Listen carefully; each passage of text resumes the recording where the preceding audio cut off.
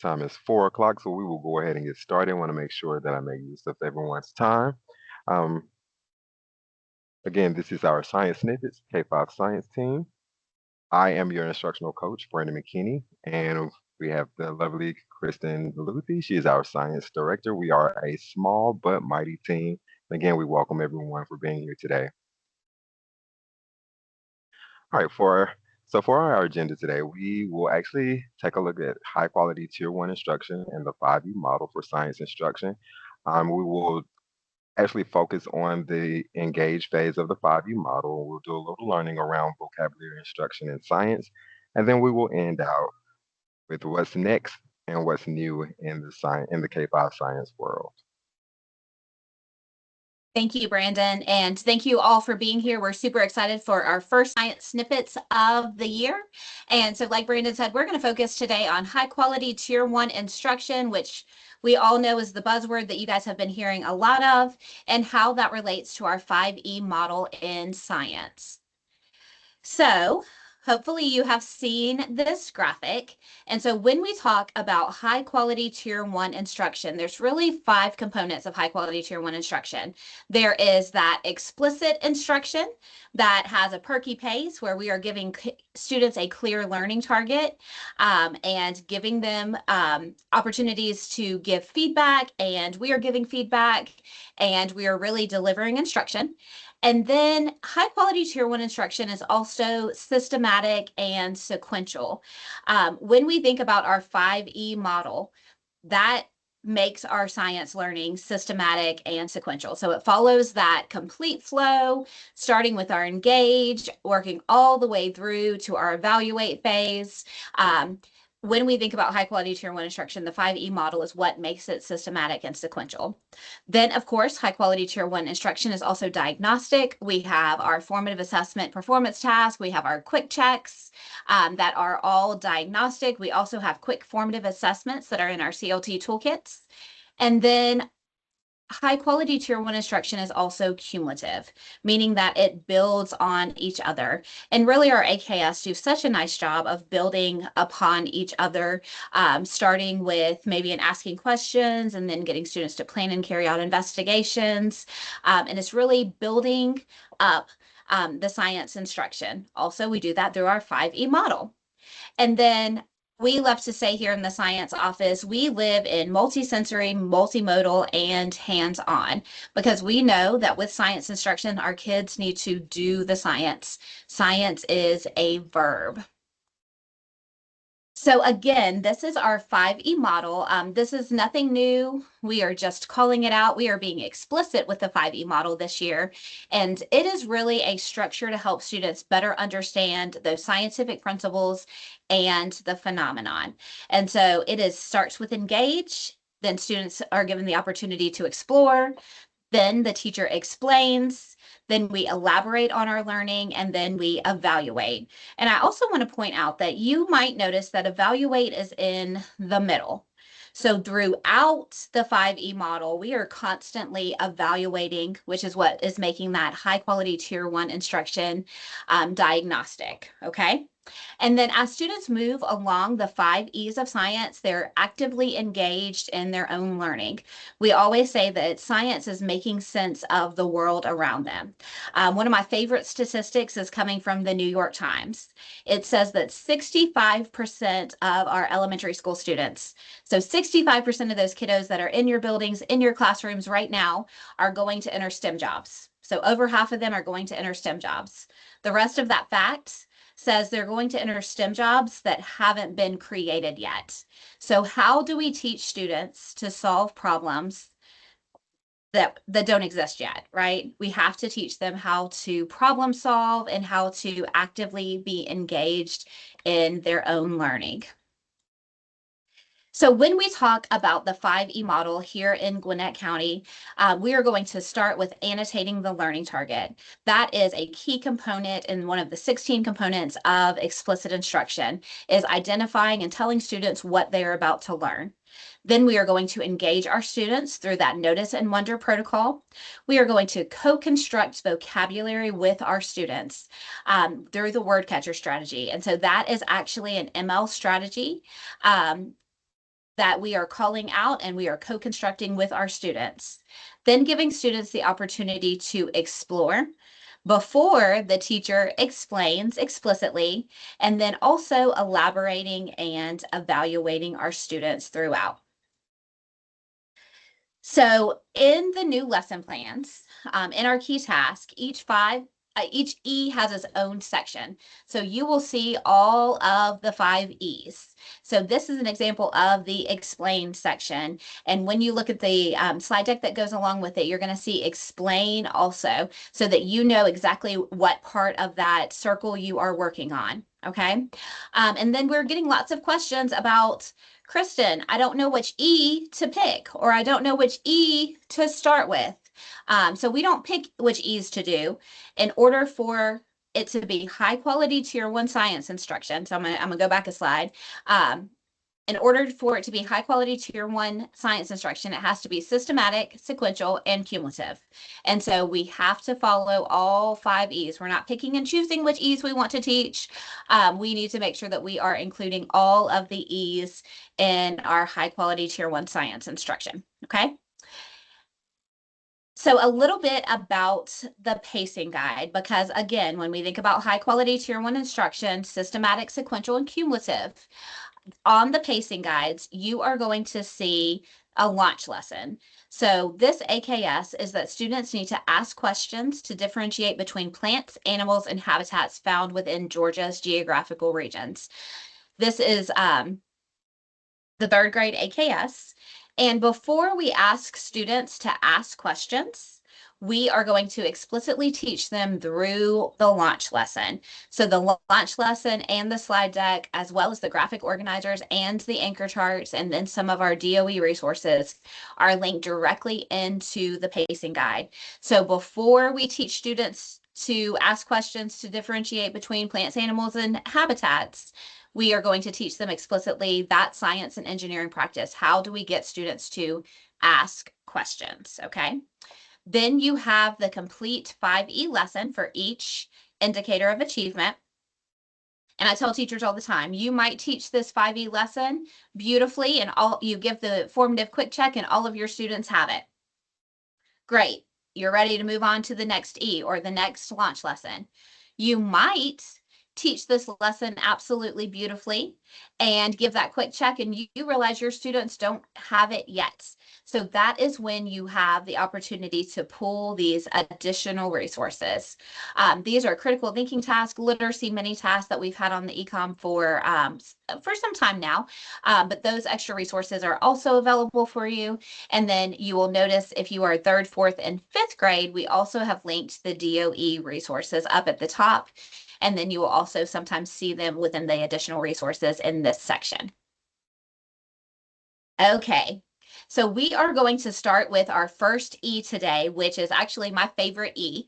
It is engaging our students. And this is really setting up the framework for your students to be successful. When we do a really, really good job with engaging our students, that is going to make your life a whole lot easier as you work through the rest of the E's. So today's focus is engage. So here is the AKS that we are going to look at today. It is a 3rd grade AKS that's coming up in the 2nd quarter. And I picked 3rd grade because it's right in the middle. And so for this AKS, students have to plan and carry out investigations to describe properties of soil, which include color, texture, capacity to retain water, and the ability to support growth of plants, and soil type, sand, clay, and loam. Okay. And so for this AKS, students have to plan and carry out an investigation. That is the science and engineering practice. So when we talk about the science and engineering practice of planning and carrying out investigations, it's a little bit different from when we were probably in high school and middle school. Most of us remember getting a complete lab sheet, and on that lab sheet, it gave us direct step-by-step directions on what we needed to do. Raise your hand if that's how your science instruction was. It was definitely how my science instruction was, right? We carried out the investigation. For the new AKS, since 2017, when our AKS shifted, thank you for all your hands, yes, it added the science and engineering practice. So now students have to be the one, back to owning that learning, they have to be the one to plan and carry out the investigation. So they are not just carrying out the investigation, but they also have to plan that investigation. Um, and what are they planning the investigation about? To describe properties of soil and different soil types. Okay. So we have our what, which is the science content, but then we also have the science and engineering practice, which is that plan and carry out the investigation for this AKS. All of our AKS from kindergarten all the way to that fourth science in high school all have one of the 8 science and engineering practices where kids have to ask questions, develop models, plan and carry out investigations. And those are all written at the proficient level of the AKS. So if we are missing out on plan and carry out the investigation, but kids know all about the properties of soil, then they have not mastered that AKS yet. In order to master this AKS, they have to plan and carry out the investigation. And so as you are getting your students to plan and carry out investigations, they should all look different, right? Because if you walk into a classroom and everybody has the same investigation, who plans that investigation? The teacher, right? So they should all look different. That also means that as you're walking around, you're going to look at plans and be like, ooh, Brandon's plan is never going to work, right? And so you can give him feedback. You can let him carry out his investigation and then have a conversation about how and why it didn't work, and then refine that investigation, which would actually be at the distinguished level of the AKS. Okay. So here we go. We are going to jump in. Remember, we are in the engage section. So you're going to start with annotating the learning target. So that is a component of explicit instruction, telling students exactly what you are expecting them to do.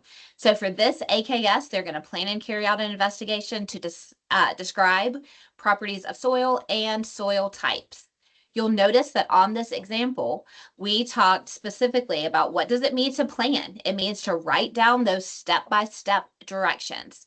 What does it mean to carry out? That's to actually do it. What does it mean? What is an investigation?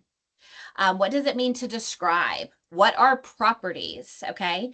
And so you can see that as we've annotated this learning target, there are some unknown words that our students don't have yet.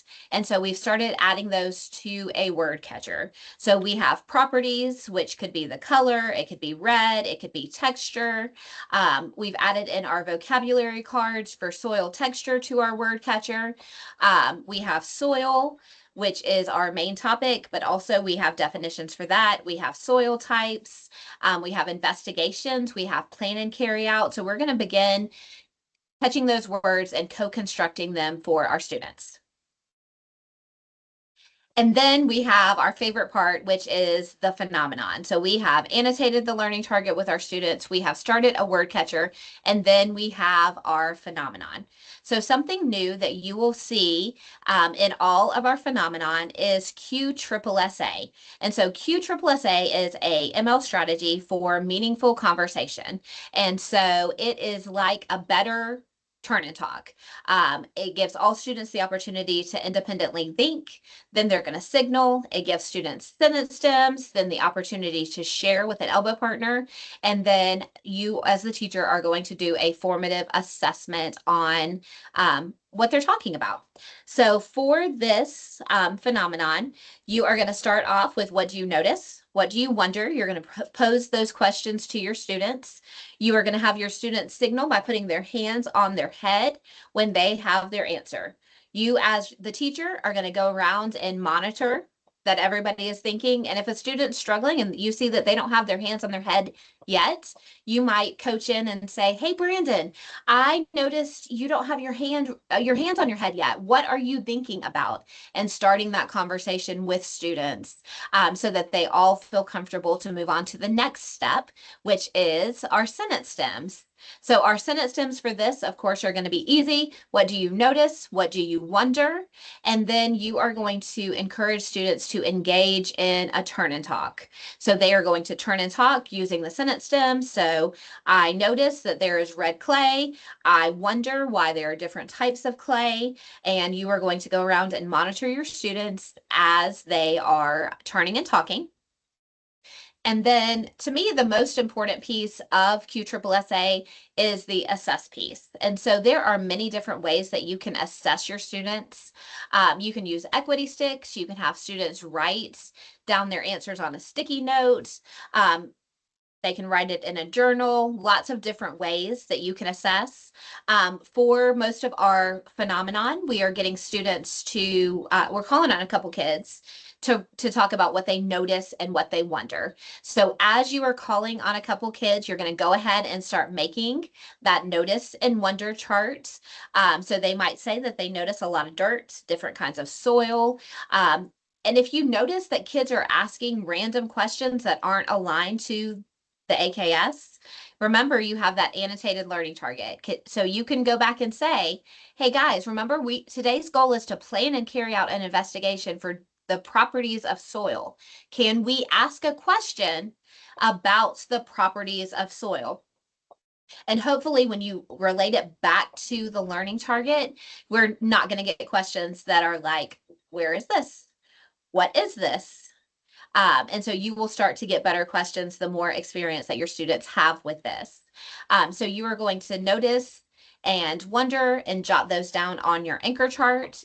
And then the next part of the lesson plans talks about opened and closed questions. And so we want to encourage students to ask those opened questions. Ultimately, as scientists ask open-ended questions and then plan and carry out investigations around those open-ended questions. So we want to get students in the habit of asking those open-ended questions. And actually, I've had the opportunity to be in quite a few classrooms already this week, even though it's only Tuesday. And in several classrooms already this week, I've heard kids say, oh, we want to make sure that we ask an open question. An open question is going to be a better question for us to ask. And so you'll see that as you do open and closed questions with your students and you write down whether they're open or closed, they're going to start naturally asking better open-ended questions. We always get lots of questions about the science and engineering practice of asking questions because it is one of the harder science and engineering practices, and it takes some practice. So once you have identified your questions as opened or closed, then you're going to refine questions with students. What is the best question that we could ask? And also you can relate that back to the I can statement. Hey guys, remember that we are planning and carrying out investigation about the properties of soil. Can we ask a question about the properties of soil and making that connection to the I can statement? So in the new 5E task, you will see the progression of the notice and wonder charts. Of course, your notice and wonder chart is not going to look identical to this because you have children in your classroom that are going to ask different questions. But we hope that this will help you figure out what are some of the best questions that your kids could ask and help guide them to those questions. Also, a little teacher tip on the side, it is okay if your kids are asking all kinds of random questions to make it up and say, you know, as I was walking around, I heard somebody ask, what are the different properties of soil? So I'm going to add that to our anchor chart. So you can do that also. So here are a couple examples of word catchers. I like to call these in the wild. So you can see how our teachers have started with their phenomenon. There's not a correct way to do a word catcher. It really depends on what your students need at the moment. So you can see this example has little pins and she changes out the words. Some of my favorite word catchers, the kids are actually writing the words on the word catcher and then the teacher's going back and adding those vocabulary cards like the example that we saw just a moment ago. You can put phenomenon in the middle. This is actually from a kindergarten class and they were looking at plants and animal needs. So she put her little tiger and her little frog in the middle of her word catcher. This one's really cool because it has different pictures. They've drawn different pictures to go along with their word catcher. We see some pictures here too with the annotated learning target. So it's really you're co-constructing the meaning with your students. So they're all going to look different based on the students that you have in your classroom. But we want to make sure that we have our notice and wonder charts with our I can statements and our anchor charts and our word catchers available throughout the unit so kids can constantly refer back to that. They should know what they're learning. Again, that's a part of that explicit instruction. And then these are living, breathing documents. So you are constantly adding to the word catcher, co-constructing meaning as you are teaching the rest of the lesson with your students, constantly going back to those notice and wonder charts, and adding questions or even answering questions. So you might teach the explain portion of soil, and then you can go back and talk about and discuss with your students why there's different types of soil. So we're constantly adding these to these. These are living, breathing documents. Okay, and so that brings us to vocabulary and science. So we have lots of different vocabulary resources for you, but the one that we're really lean into is our word catcher strategy. So co-constructing that vocabulary with your students. And when we talk about vocabulary in science, we talk about the ABCs. So students should experience an activity before they're taught any content. So that's that engage and explore before explain. And then we also say content before vocabulary. And the example that I always use for this is magnets. So first graders have magnets.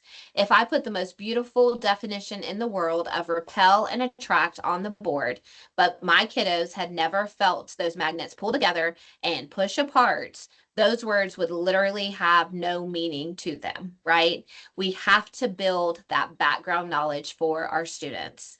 And so I added a piece of Velcro here because Natalie Wexler, who wrote The Knowledge Gap, talks about how knowledge is like Velcro. It has to have additional knowledge to stick to. And so when I think about vocabulary instruction and science, we have to give our students those experiences, playing with the magnets, before we can go back and Velcro, repel, and attract, and those science words that our students need to know. Okay. And so vocabulary gains meaning through context.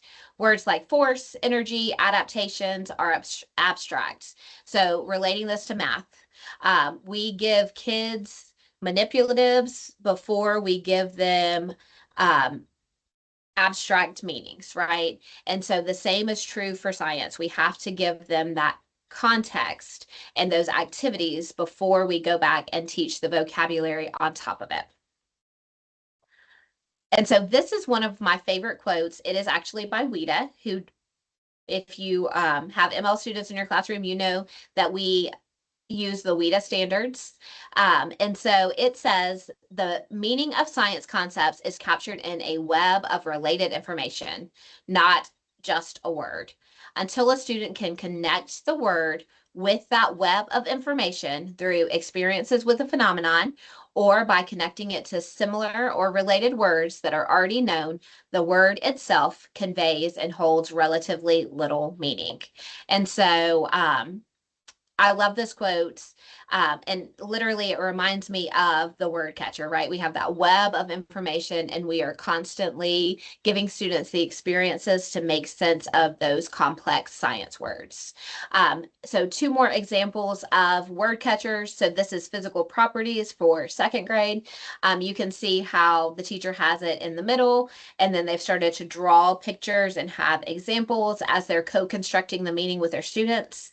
And then this is a fifth grade example. And so you can see how the teacher has started adding the science vocabulary words as the students are co-constructing that meaning with the teacher. All right, so I'll go through this really quick because I see that we have a question and then we have about 5 minutes left. So what's new and what's next? All right, so as you hopefully if you are a teacher, you have definitely notice our new 5E key task. And if you are an administrator, hopefully as you walk into the science classrooms, you should see the teachers utilizing the 5E key task. These key tasks are associated with every AKS, so each indicator of achievement has a key task aligned to that indicator. Then within those key tasks, we have the embedded slide decks as well. So these key tasks will walk you through an entire 5E lesson. So again, no one should be picking and choosing which E to teach at the time because remember it's systematic, it's sequential, and it's in order. One other thing I would like to point out, if you have 30 minutes to teach science, then the expectation is to teach one E per class period. All right. And as far as new resources, we have the QSSA, which is an email, ML strategy. We have that embedded into every lesson. We have anchor charts, so we have the word catchers, which you've heard Kristen speak a lot about, the notice and wonders, and the deconstructed I can statements. So all of these will become anchor charts, and they are embedded within the lesson. And then also keep in mind that the word catcher and the notice and wonder should be a living and breathing document that you should revisit during each lesson. But we also have some resources that are not so new, but a lot of teachers often forget that we have these available. We have anchor charts for each science and engineering practice, so they are available in English as well as in Spanish. We have the science and engineering, excuse me, the small group ML lesson plans available. We have the high frequency vocabulary words and the top 5 languages spoken within Gwinnett County. And then we have the graphic organizers available in every language that supports each and every science and engineering practice available. And again, all of these can be found on the pacing guide as well as the science page as well. We look forward to seeing you for our next science snippet, which is part 2 on November 6th. Again, same time, same place, 4 o'clock, 4 till 4:30 here on Teams. And then we also invite you. The learning for that session will be around our science and engineering practices. So we know that in order for students to master the AKS, they have to actually do the science, and they are engaged in doing the science through those science and engineering practices. And then lastly, if you have any questions around materials, we have downloaded the funds, so the funds are available to your school. So please reach out to the admin team if you have any questions or concerns regarding materials. And then lastly, we do encourage everyone to register for our December 8th Make and Take Boot Camp that will be here at the ISC, and that's from 4:30 to 6:30. The registration code is 35433. Again, that is on Monday, December 8th from 4:30 to 6:30 here at the ISC. And we look forward to seeing you soon. So if you have any questions or concerns, please stick around and we will open the door for those questions. So it looks like we have a question around the science kits.